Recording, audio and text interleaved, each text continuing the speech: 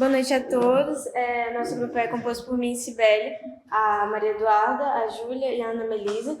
E a gente vai falar um pouco hoje sobre a arbitragem como um dos meios alternativos de resolução de conflitos. O que a gente quer tentar passar para vocês hoje é um pouco sobre o papel da arbitragem como um importante meio alternativo privado de resolução de conflitos, a legislação e a aplicabilidade do mecanismo, seus resultados e o funcionamento das câmaras arbitrais, a arbitragem como potencial meio para desafogar o Poder Judiciário e informações quantitativas e qualitativas de como ela vem se desenvolvendo no nosso Estado.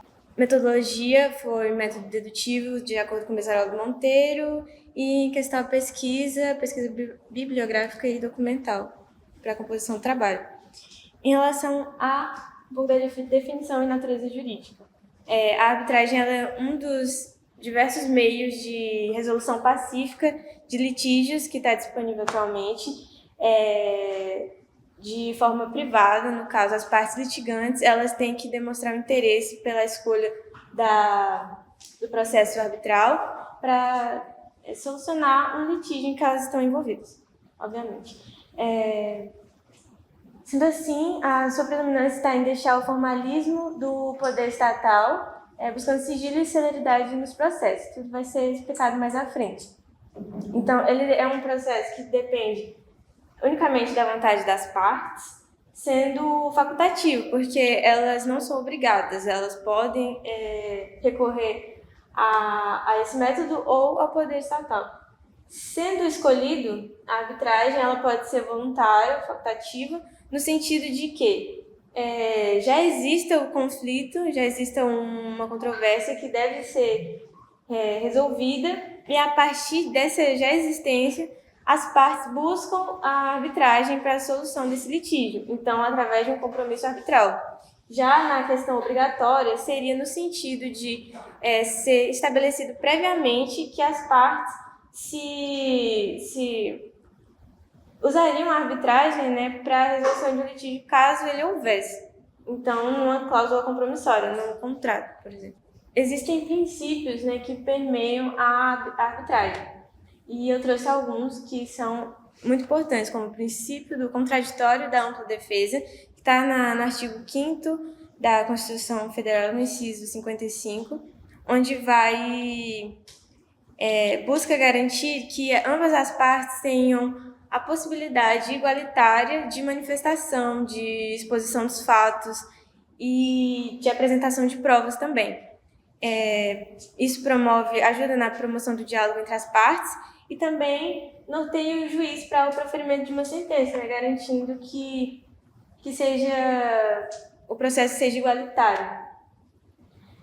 A gente tem o princípio do devido processo legal, que também no artigo 5º, no inciso 54, onde busca garantir que o andamento do processo ele seja todo de acordo com as formalidades exigidas na lei, ou seja, de acordo com o código mesmo, para que ele tenha um andamento regulado e válido.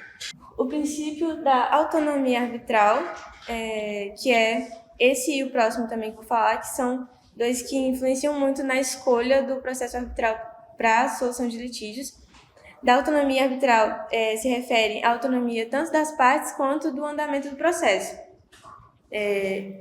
Uma característica muito forte da arbitragem é que existe essa flexibilidade da vontade das partes, ou seja, que o processo ele pode ser moldado de acordo com as exigências das partes.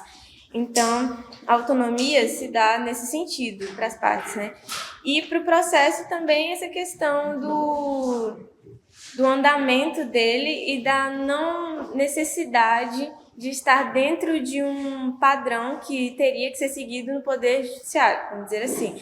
Então, essa possibilidade mostra a autonomia, por mais que não seja limitada, mas ela tem uma autonomia na arbitragem.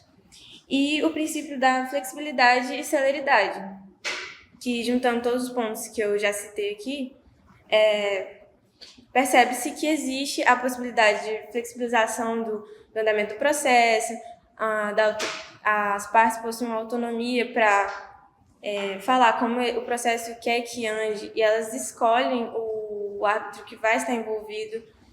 E nesse sentido há uma grande flexibilização. E a celeridade, que é um resultado de todos esses aspectos da arbitragem, né? Porque através de todos esses pontos ela acaba sendo um método mais eficaz, célere e menos oneroso também. Bom, então, boa noite. Eu vou falar um pouco, como a Cibele já disse, sobre a legislação e a aplicação da lei de arbitragem. Bom, a lei de arbitragem ela foi promulgada no ano de 1996 pela lei de número 9.307. E, bom, essa lei ela tem o intuito de regulamentar e dar a possibilidade das partes fazerem uso do procedimento arbitral para poderem dirimir os seus conflitos, né? E de uma forma que não precisem se submeter ao poder judiciário, né? Que é bem mais demorado e complexo. Bom, então, porém, não vai ser em todos os conflitos, todas as questões que o procedimento arbitral ele vai poder ser usado. Então, ele é aplicável apenas em casos de direitos patrimoniais indisponíveis, ou seja, são aqueles que têm um teor econômico, ou seja, são transmissíveis, alienáveis, são... não tem essa questão mais moral e ética. Então, questões assim mais negociáveis. Uma coisa também que vai ser falado mais posteriormente, mas também já vou adiantar um pouco agora, é sobre a sentença arbitral, né? Justamente a sentença arbitral, ela é mais ágil, porque, como eu falei, né, o procedimento arbitral, ele é uma forma mais ágil da resolução do conflito, logo não cabe a homologação do Poder Judiciário. E justamente por não caber essa homologação, a sentença arbitral, ela também não vai caber recurso. Então, se uma das partes acabar não concordando com o que foi proferido, a sentença que foi proferida, ela vai ficar um pouco sem poder fazer nada, né? A menos, claro, em duas questões que eu também vou falar mais posteriormente, mas seria ingressando no próprio Poder Judiciário através de uma ação anulatória. Mas, em regra, a sentença arbitral não cabe recurso. Bom, então agora eu vou falar algumas das questões, algumas áreas do próprio direito em que o procedimento arbitral ele é cabível. Vou começar falando sobre relações de consumo. Bom, então, o CDC, ele nos informa em seu artigo 51 que são nulas de pleno direito, entre outras, as cláusulas contratuais relativas ao fornecimento de produtos e serviços que, inciso 7, determinem a utilização compulsória de arbitragem, ou seja, o que nos dá a entender que a única forma de um consumidor ele fazer uso do procedimento arbitral é por livre iniciativa, ele tem que concordar com isso, ou seja, por exemplo, numa relação de consumo, um negócio que tenha relação com o consumo, em um contrato de adesão, em uma das cláusulas prevê que em algum possível conflito se fará uso do procedimento arbitral e a parte não tiver consciência disso, o procedimento arbitral não será aplicável. Então, a única forma em uma relação de consumo do procedimento arbitral fazer uso é mesmo pela própria iniciativa da parte e com a aprovação dela. Já nas questões trabalhistas, há um debate doutrinário, né? Porque, assim, não é exatamente uma lei que impeça a aplicação disso, a aplicação do procedimento arbitral nas questões trabalhistas. Porém, alguns doutrinadores e juristas não concordam que possa haver essa aplicação, porém, outros já discordam falando que sim, porém, em algumas questões. Então, fica nessa. O conceito mais aceitável é que há sim a possibilidade, em questões trabalhistas, haver o procedimento arbitral, porém, apenas em situações específicas, ou seja, pode, porém com algumas exceções. Já no direito administrativo, é apenas em questões mesmo relativas a direitos patrimoniais disponíveis. E isso foi até atualizado na lei de arbitragem em 2015, que antes o direito administrativo não podia, o procedimento arbitral não era cabível em hipótese alguma, mas atualmente já pode. E, claro, como eu falei, em situações inaplicáveis, né? Ou seja, relações que não têm a ver com direitos patrimoniais disponíveis, ou seja, em questões de família, sucessões e criminais, né? Ou seja, por exemplo, em família, se uma mãe quiser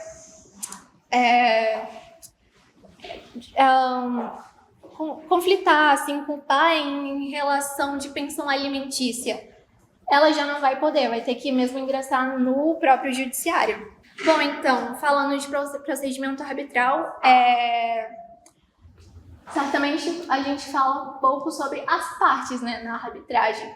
Então, quem são as partes? As partes são apenas as pessoas que são capazes de contratar. Ou seja, são as pessoas absolutamente capazes, né, conforme o artigo 3 e 4 do Código Civil nos informa. Ou seja, incapazes, mesmo que relativos e principalmente absolutos, não podem se valer da arbitragem. Então, consequentemente, no procedimento arbitral não vai haver nem representação e nem assistência. Outra coisa também são... Então, os entes despersonalizados, eles também podem ser parte no procedimento arbitral. E entes personalizados, né? Condomínios, espólios, massa falida. Ou seja, eles podem ser parte no procedimento arbitral, mas, por exemplo, em um condomínio. Para o condomínio, assim, ser parte de um procedimento arbitral, o sindicato, no caso, representaria, mas seria por meio de um consenso de numa própria assembleia do sindicato não, do condomínio. Então, precisa haver uma aprovação antes para poder ser parte em um procedimento arbitral. Já a administração pública, direta ou indireta, né, como eu falei anteriormente, seria a própria União, né, que poderia instaurar um procedimento arbitral, porém, apenas em se tratando de questões de direitos disponíveis. Agora, falando do árbitro. No artigo 13 da lei de arbitragem, nos informa que pode ser árbitro qualquer pessoa capaz e que tenha confiança das partes. Ou seja, absolutamente qualquer um pode ser árbitro, não é algo limitado a bacharéis em direito. Então, é algo até que acaba beneficiando, porque os árbitros eles têm maior competência, porque eles podem ser de diversa área, por exemplo, em uma questão, não sei, de construção civil. Se um engenheiro civil for indicado para ser árbitro, ele pode ser. Mas agora, falando de umas características do árbitro, como eu falei, né, qualquer pessoa indicada que seja capaz, conforme o que é previsto no Código Civil. Outra coisa, os árbitros indicados, eles têm que ser legalmente em números ímpares. Ou seja, se uma parte indicar 2 árbitros e outra indicar mais 2, vai ter que os próprios árbitros indicarem mais outro árbitro para poder fechar em número ímpar. Porque para não haver assim um impasse, ou seja, tem que ter alguém ali para poder desempatar, para poder chegar em um acordo, em um consenso mesmo. Na função do árbitro, ele tem que ser imparcial, independente, competente, diligente e também discricional. Então, a indicação do árbitro ela pode ocorrer tanto por meio direto quanto indireto, ou seja, direto a própria parte indica o árbitro e indireta acaba indo as partes fazem contato com a câmara arbitral e a própria instituição faz a escolha dos árbitros. que designa, no caso. Então, também é justamente nessa situação em que é uma das situações que pode haver recusa, né, para poder aceitar ser árbitro ou não. Ou seja, as partes, depois de nomearem os árbitros, assim, a princípio elas não podem simplesmente recusar, não quero mais esse árbitro. Apenas se a indicação tiver sido indireta. E também em outra situação, né, como aqui é previsto no artigo 13, parágrafo 2º, se o motivo da recusa ocorrer posteriormente da nomeação. Ou seja, se o árbitro fazer alguma coisa, enfim. E também, agora falando dos impedimentos dos árbitros, são a mesma regra de impedimento dos juízes é válida para os árbitros. Então, no artigo 144 do Código de Processo Civil, dispõe sobre os impedimentos. Ou seja, a lei de arbitragem, ela nos informa que aquela mesma... Tudo que é previsto lá é aplicável também para os árbitros. A diferença é que no Código de Processo Civil é dividido entre impedimento e suspensão. Já na lei de arbitragem, eles abrangeram os dois. Então, tanto o impedimento quanto a suspensão é tudo considerado impedimento para os árbitros. Bom, então, continuando, eu vou falar um pouco sobre as modalidades e convenções. Existem duas modalidades de tipo de procedimento arbitral, que é o de direito e o de equidade. O de direito é aquela na qual as partes submetem as normas jurídicas positivadas, ou seja, as próprias partes, elas decidem qual legislação que vai ser abordada dentro do procedimento arbitral. Então, se uma parte quiser pegar uma legislação de outro país, ela vai poder.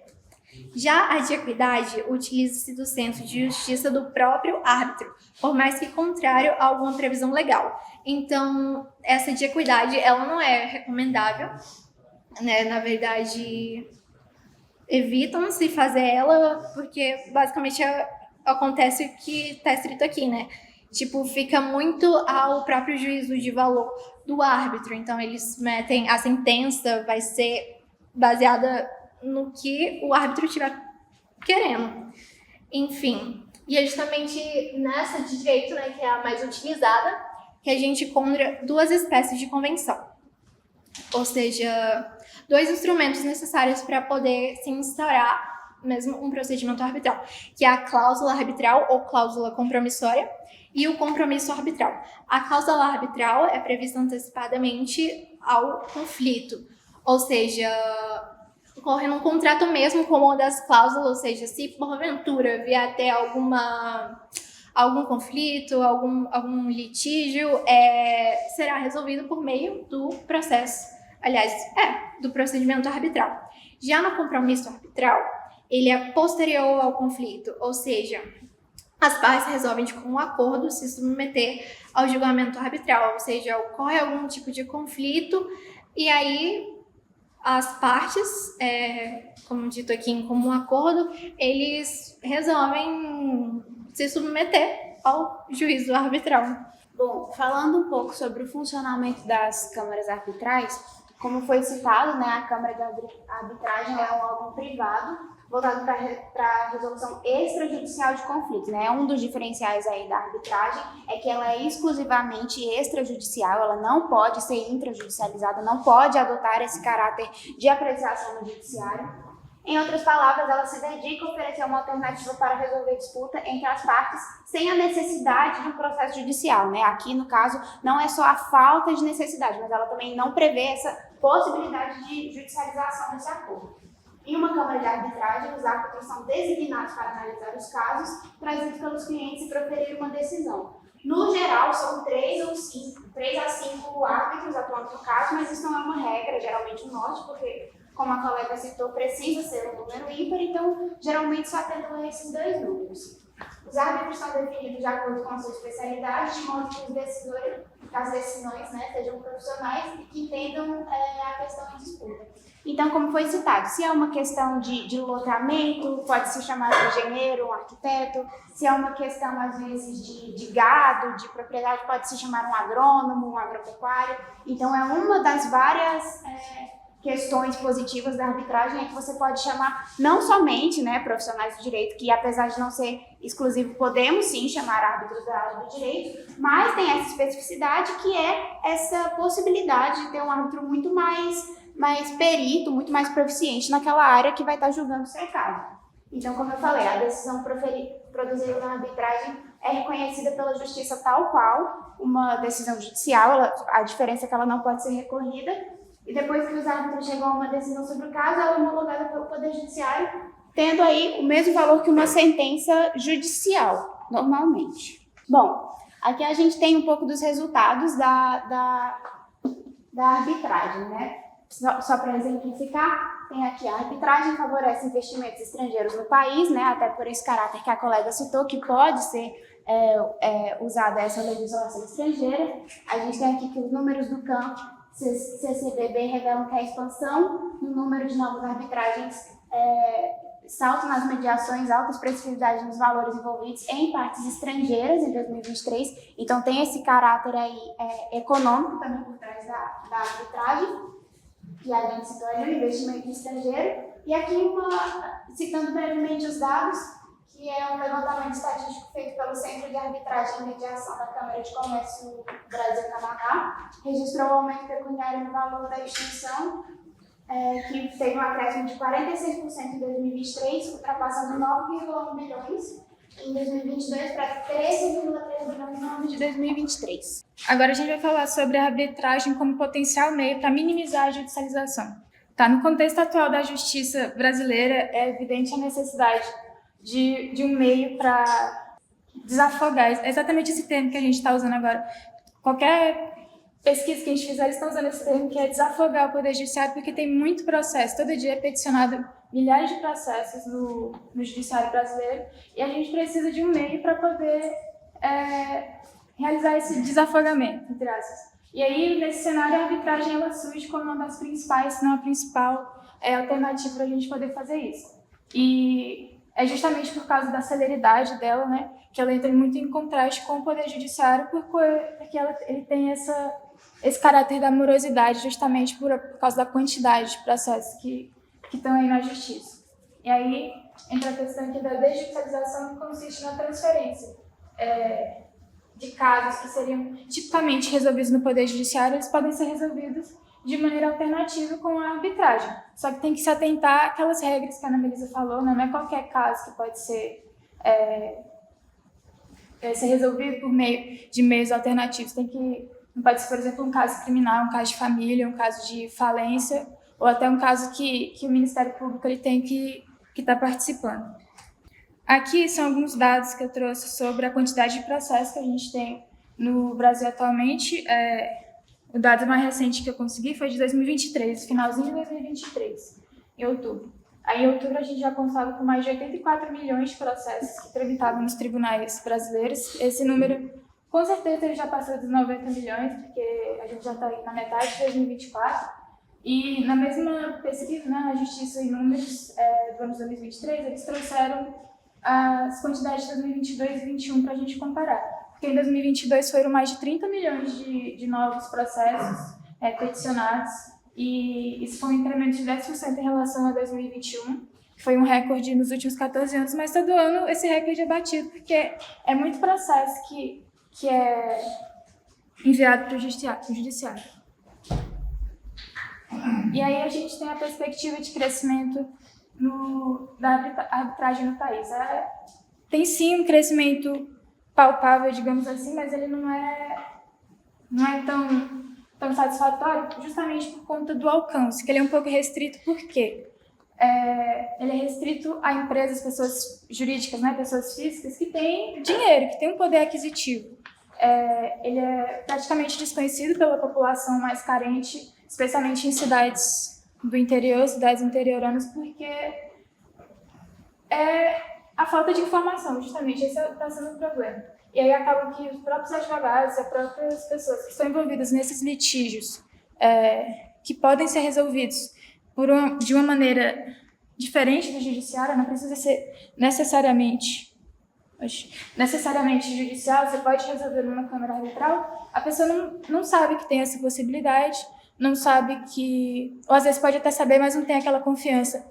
O autor ele fala que tem um certo pé atrás em relação a não colocar na justiça. Ele diz que tira esse peso, né, de colocar da justiça. Não vai ser um juiz togado e concursado que vai julgar o caso. E aí tem esse certo pé atrás aí das partes. Mas é assim que a arbitragem ela pode influenciar e pode desafogar o judiciário. Pegando esses casos que podem ser resolvidos de forma alternativa, né, que são de direitos patrimoniais disponíveis, caso imobiliário, caso de pecuária, de agropecuária, de direito industrial, se eles podem ser resolvidos de maneira arbitral, isso que vai ajudar com que o judiciário ele possa se concentrar em casos que são inegociavelmente, que só podem ser resolvidos por lá, como é o caso de casos criminais e casos de direito público, onde o Ministério ele tem que estar participando inegociavelmente. Bom, aqui para finalizar, a gente trouxe um pouco desses dados aqui na perspectiva do nosso estado, do Tocantins. Como se trata de uma esfera privada, é bem difícil encontrar dados de arbitragem, não só aqui no Tocantins, principalmente no Tocantins, né, porque é relativamente novo, mas no Brasil todo, porque a arbitragem, para além de ter esse caráter privado, ela tem também um caráter bem discreto.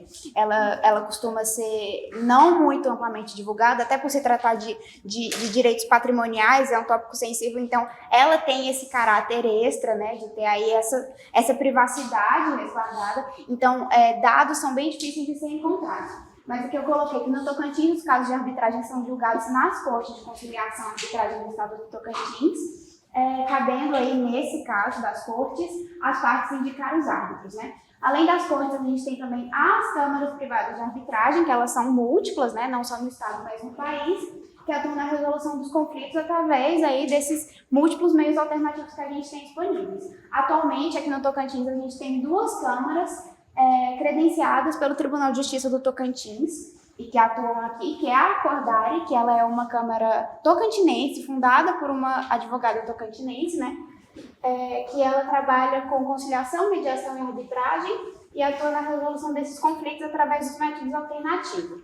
Ela proporciona também capacitação docente de pessoas que se interessam em trabalhar na arbitragem, de servidores, enfim. Ela trabalha não só na resolução dos conflitos em si, mas nessa capacitação docente também. E tem a MED-ARB, que é um centro de mediação e arbitragem paulista, só que ele tem atuação aqui no Tocantins e tem o credenciamento também, que ele é especializado em resolução de disputas, principalmente empresariais, com atuação aqui no Tocantins.